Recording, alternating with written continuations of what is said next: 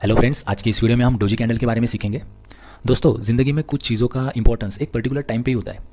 अगर वो टाइम निकल जाता है तो वो चीज़ उतनी इंपॉर्टेंट नहीं रहती जितनी वो उस टाइम पे हो सकती थी। तो इसी तरीके से मार्केट में कुछ कैंडलस्टिक पैटर्न या फिर कुछ पर्टिकुलर प्राइस एक्शन के पैटर्न्स एक पर्टिकुलर टाइम में ही इंपॉर्टेंट होते हैं। और अगर मार्केट 9 से 3 बजे के बीच में अगर ओपन रहता है तो हर एक प्राइस एक्शन का या फिर हर एक कैंडलस्टिक पैटर्न का 9 से 3 के बीच में कोई ऐसा एक पर्टिकुलर टाइम होता है। अगर वो प्राइस एक्शन या फिर वो कैंडलस्टिक पैटर्न हमें उस पर्टिकुलर टाइम फ्रेम में अगर मिल गया तो वो हमारे लिए एक बड़ा कंफर्मेशन मार्केट में रहता है दोस्तों।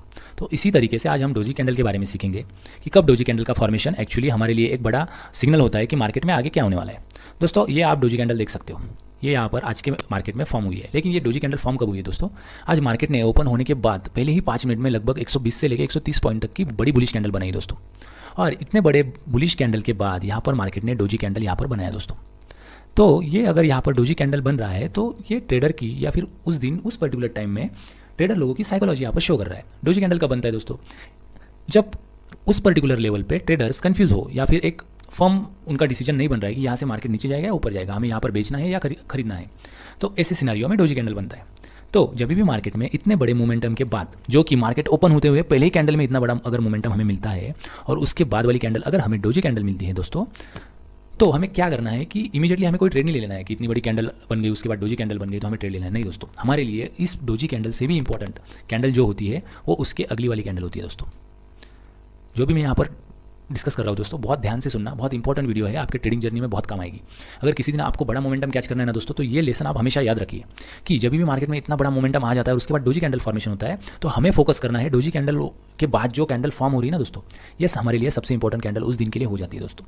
तो अगर डोजी कैंडल के बाद अगली वाले कैंडल ने डोजी कैंडल के हाई को अगर ब्रेक किया, जहाँ पर डोजी कैंडल क्लोज हुई है, जहाँ पर डोजी कैंडल ने क्लोजिंग दी है जो कि पहले वाले कैंडल के क्लोजिंग के लेवल के आसपास ही रहेगा या फिर सेम रहेगा। डोजी कैंडल का मतलब ही वो रहता है कि पिछले वाले कैंडल की क्लोजिंग और डोजी कैंडल की क्लोजिंग सेम रहती है।